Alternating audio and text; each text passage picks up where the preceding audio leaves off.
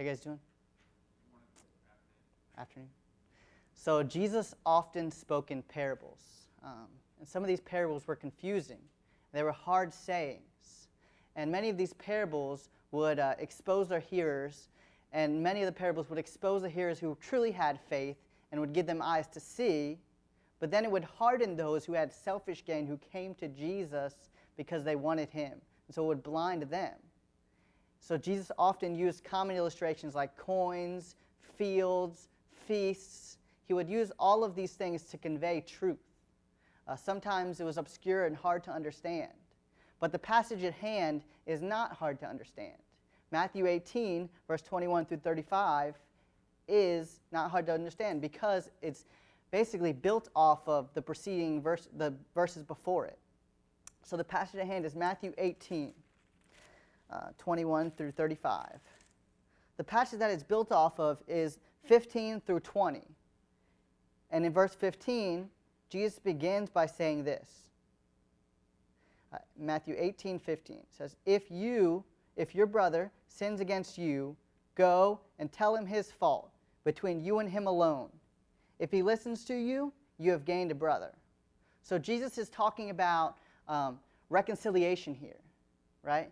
He's saying this in the context of a body of believers, saying if your brother sins against you, you, the offended party, have the responsibility to go to him, right? So if he does not listen to you, he doesn't repent, then you bring one or two other people.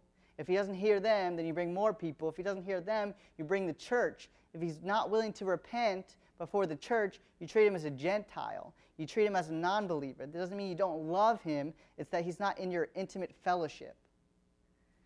And so Jesus says this hard truth. Amidst this truth, notice this. Jesus doesn't say, if your brother offends you, wait for him to come to you, right? I don't know if you guys had that. Like someone offends you and you're like, no, like they offended me. Why should I go to them? Shouldn't they know that they did something wrong and I should go to them and they should come to me? No, Jesus totally flips that on his head and says, no, if someone sins against you as a brother, you are to go to them. Also notice that he's saying this. He's not saying if you see someone sinning over here, you see someone in your fellowship that's a little rough, your knee-jerk reaction is to tell them they're wrong. Quit complaining, you're wrong. What he's talking about here is personal.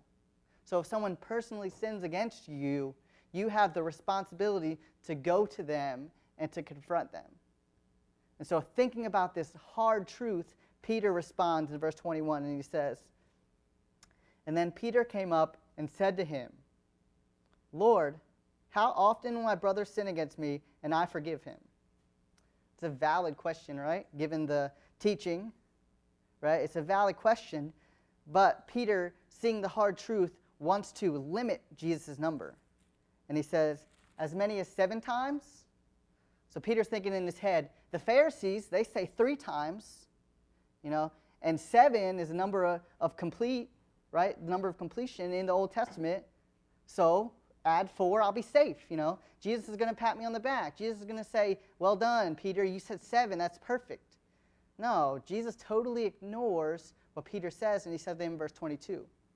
And he says, Jesus said to him, I do not say to you 7 times, but 70 times 7. Like, he just blows that number 7 up, right? He doesn't even acknowledge that Peter did something good. And Peter's like, what? 70 times 7? Wait, 490 times? 490 times I'm supposed to forgive my brother. And so it pictures in my head like a guy sitting in a prison cell, right? And he's taking the tallies on the wall of how many times he's been in there. And so you're going to write 490. On a personal level, like if someone sins against you, like you're not going to remember. Maybe you can remember past 20. Like you're going to forget after that. You're not going to be able to count how many times. So Jesus is not saying, Peter, you're only to forgive them 490 times, but after that 490, 491, you can't. No, he's saying it's infinite. That the amount of times you're supposed to forgive your brother who sins against you is infinite. It's infinite. But why is it infinite? And that's what Jesus is going to say. He's going to explain to us in this parable why our forgiveness is supposed to be unlimited towards our brothers. And so he says this in verse 23. It says, "Therefore the kingdom of heaven may be compared to a king who wished to settle accounts with his servants."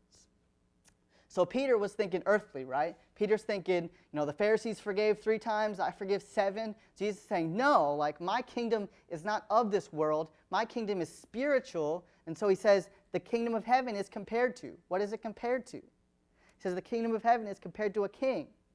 This same exact phrase is mentioned later when Jesus brings up a parable about a feast. And so it was a common thing amongst his audience what it meant, right? What this king meant, to be compared to a king. And it says it was compared to a king who wished to settle accounts with his servants.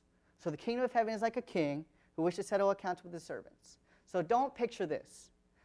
In our American society, we have credit cards, right? We have credit cards. We can max those credit cards out. They send loan sharks to come get our money. They come and try to repo our stuff. We take a student loan out. It's not like that. This is not what's happening here. It's not what's going on. What's happening here is more like a king is over a kingdom, and he has different stewards over the different areas, the different provinces, and they're in charge of financing the money. And so that makes sense now when we go to the next verses, what happens, right? Because the servant is more like a civil servant who has responsibility over all of these finances. It's not like the American slave who had limited freedom, who had no responsibility. This guy had big responsibilities. And so it says here in verse 24, when the king began to compute his money, find out where his debts are, one was brought to him who owed him 10,000 talents. Notice this. One was brought to him. This man didn't come willingly. He was brought to him, and this man was a debtor. So he didn't come willingly because he owed the debt, right? Because he owed such a great debt. Well, what in the world is 10,000 talents? We don't know what a talent is. For the talent at this time was a measurement, a form of measurement of weight. And so a talent would often be associated with gold, copper, silver. It's not really a definite thing unless it's with whatever it's with. And so the talent here is a form of measurement. And Josephus is a historian who lived after the time of Jesus. Josephus says over the provinces of Samaria, Judea, and Idumea, that in the year 4 BC, they took 600 talents from these 3 areas. That's the equivalent of Arlington, Fort Worth, and Dallas. All of those cities only having that minimum amount of taxes being taken. But this man blows the money out. His debt blows that talents up. And so Jesus is saying this ridiculous amount of debt that this man has. His debt then ran into the billions. This man's debt was innumerable, right? You could not count it. It was a ridiculous amount of money. And then it says, since this man had this great debt, it says, and since he could not pay, his master ordered him to be sold, his wife and his children, and all that he had for the payment to be made. So take a step back. Jesus is comparing the kingdom of heaven, right? So it wouldn't have been lost on his disciples what Jesus is saying here. What Jesus is saying here is that they owe a great debt to God. And therefore, we owe a great debt to God, right? Every human being owes a great debt to God. How is that the case? Think about it. There's common grace, general revelation. Every day we wake up, we take our breath, we get up, we brush our teeth, we take a bath, we love on our spouse, our children, our family, our friends. We have this great thing. Airplanes travel safely to their destination. We're able to go to work to earn a living. God provides our food. He gives us all of these great things that we should be gracious for and overflow with praise to Him, right? But instead, we simply let our thanks permeate on those things that He's given us, instead of seeing them as a gracious gift of God. And then what we do is we turn to our fellow man who is made in the image of God, and we wrong him, right? We mistreat him, we lie to him, we do all of these bad things to other people, right? Maybe you have one thing in your head that you've done to someone that you regret forever. You are showing that you have rejected God and that you have mistreated your brother, proving that you are storing up wrath. As you mistreat your brother, as you turn from those good things to not worship God, but worship those good things, and while you reject them, you're showing that you're rejecting God and failing to see man who's made in his image and failing to see the great gifts he's had, and so you're accruing this wrath that God's going to pour out upon you. Man accrues this wrath when he fails to see the greatness of God and when he fails to treat his brother rightly as God created him, as he fails to see this debt that he has before God. And so, since this debt's innumerable for us, we can't pay it. This custom here of the master being, or the servant being sold with his wife and his children isn't really actually found in Jewish times. And so what might be happening here is Jesus is showing the ridiculous nature of the debt. He's just showing that this guy just owes so much debt that they just broke the customs, that they just sold everything because there's no way he could pay it. So he's like, this is a ridiculous debt. He is owing this. And so what does this man do?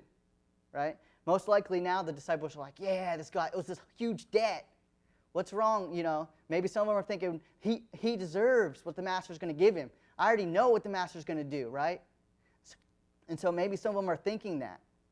And so it says, and since he could not pay, his master ordered him to be sold and all that he had so that payment will be made. So he's going to be sold into slavery. He's going to work that off, right? He's not just going to be sold. And it says then, as a response to the great debt, in verse 26 it says, and so the servant fell on his knees, imploring him, have patience with me, or have mercy, don't let your wrath be poured out, and I will pay you everything. This also wouldn't have been lost on the guys, because when you fall on your knees, the same phrase here was used in homage to a king sometimes, but also to God. To fall before someone was worship, or as now, the great debt that heavily weighed him before them. And so he implores him. He says, have patience with me. This same word was used of God to have patience in the LXX, meaning the LXX, the Greek Septuagint, the Greek form of the Old Testament, right? The same word was used there. And so it meant that God would not pour his wrath, and it wasn't lost on these people. So he implores him. He says, I will pay you everything. Wait, what? You're going to pay me billions of dollars? There's no way that he's going to pay back this massive amount of debt that he owes. There's no way possible. And that's what the master recognizes, right? And so, because of our debt to God, we too should fall on our knees before him and plead for mercy, right? Because there's no way we can pay God back for what he's done. So in verse 27, look at this. It says, but out of pity for him, the master of the servant released him and forgave him his debt. What? Let's read it again. It says, and out of pity for him, the master of the servant released him and forgave him his debt. What? Like this guy just this guy just took your money. Like he just played you for a fool and you're going to forgive him? Just because he begged for you to forgive him? Like he is worthy of paying the debt, right? Someone takes your money, they should pay you back. It's ridiculous. It doesn't make any sense. But this is what it says. But out of pity for him, right? John 3:16. For God so loved the world that he gave his only begotten Son. That God loved us out of his compassion. Look at this. And the master of the servant, showing the authority that the master had over the servant, is the same authority because of our debt owed to God that God has over us. All that we have is from God. All that we owe is to him. He has authority, but out of his compassion, though he owns us, he released him and forgave him of his debt. It might have not been lost on them, too, that this master didn't just forgive a debt, right? He didn't just forgive some money that was owed to him. He forgave debt that was his personal money. This is billions of dollars that's coming out of the master's bank account. It's not just coming out of thin air, right? It's coming from the master. So the master's taking a hit just to forgive one man who owes him money. And the same is true of our God, right? He took a hit. He murdered his son, right? He slayed him on a cross to forgive us of our debt. Though the wrath of God should be poured out upon us, it was poured out on Jesus on the cross. Though he didn't deserve it, he removed the wrath, forgiving our debt. Though we owe him everything and we rebelled against him and that we rejected him, he forgave us. And so that's the end of the parable, right? Should be. It should be the end of the parable because there's the gospel. There's the graciousness of God, right? There is our God working, showing compassion, showing mercy. But it's not the end. So look at this. In verse 28 it says, "But when the same servant went out," the same servant that was forgiven went out, "he found one of his fellow servants who owed him 100 denarii, and seizing him, he began to choke him and say, 'Pay me what you owed.'" Right? This is ridiculous. This guy's been forgiven of billions of debt. The master took this hit. He didn't have to forgive him. In his greedy, lustful heart, he goes and takes power. As the master had power over him, now he's seizing and taking power into his own hands and showing his lust for money, and showing his selfish nature, and showing his lack of understanding of the forgiveness and compassion of the master, right? So he seizes him for how much money? How much did he owe? 100 denarii. How much is 100 denarii? Right? A denarii was 1 day's worth of labor. So it's 100 days worth of labor. That's not something small, right? But it's small compared to the billions of dollars of debt that was forgiven, right? Like it's small in comparison. And so this is what he says, "Pay me what you owed." He choked him. And this is what the fellow servant responds in verse 29. "So his fellow servant fell down and pleaded with him, 'Have patience on me, I will pay you.'" This is almost identical to verse 26. It's not, it shouldn't be lost on us. This is almost identical. The servant, who this guy had really no authority over, fell at his knees and pleaded with him to not have his wrath poured out, that he could pay the debt. And he could pay the debt, right? 100 days labor, he could probably pay that.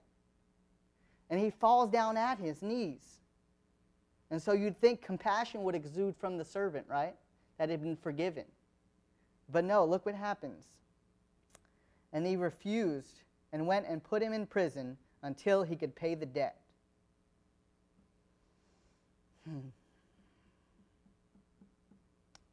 Who have you put in prison? Who have you not forgiven? What brother, what person has hurt you that you're not able to forgive? That though God, in his great mercy, forgave you of all of your debt, you said, "But that was too far. I can't forgive." And so you put them in prison. So you failed to forgive them. You were offended, but you failed to forgive them. Has anybody in here done that? I know I have in the past. So look at this. This wicked servant, this unforgiving servant, displaying his heart, is repulsive to the other fellow servants. And it says in verse 31, "And when his fellow servants saw what had taken place, they were greatly distressed, and they went and reported all that had taken place to their master." This word, greatly distressed, is not a coincidence. Back in 17, Jesus says this. Jesus says, "And the Son of Man must be put to death, and 3 days later he may rise from the grave." And his disciples were like, "What?" And they were greatly distressed. The same phrase at the gospel. They were greatly distressed. But Jesus is wishing for them to be greatly distressed at their brother who's unforgiving. Have you ever seen that before? I have, right? I've seen it. The seminary has offended somebody, or someone has offended somebody, right? And they refuse to forgive, and it breaks my heart. that root of bitterness takes place. And they refuse to forgive. They put the seminary in prison, they put people in prison, and they refuse to forgive in their hearts. And so look at this. The master righteously comes now, and says in verse 32, and then his master summoned him and said to him, "You wicked servant, I forgave you all that debt because you pleaded with me. And should not you have had mercy on your fellow servant as I had mercy on you?" Have you put someone in prison? Maybe you're a wicked servant that has not seen the graciousness of God in your heart. And you've failed to see your true debt before God. And you've failed to see that the mercy of God was poured out to you, and you failed to pour it out on someone else. Maybe you're the wicked servant. You were offended, as Peter was, right? Peter came in as the offended party. How many times shall I forgive? But now you become the offender. The roles are reversed. Because of your lack of forgiveness, you become the offender. When you were once offended against, you then become the offender. And so the roles are reversed. And it says here in verse 34, and in his anger, his master delivered him to the jailers until he could pay all of his debt. And then one of the most hardest verses in this text, verse 35. So also my heavenly Father will do to every one of you if you do not forgive your brother from the heart. What? Does that mean I'm losing my salvation? Does that mean that I'm going to be punished in purgatory for the unforgiveness that I've given to my brother?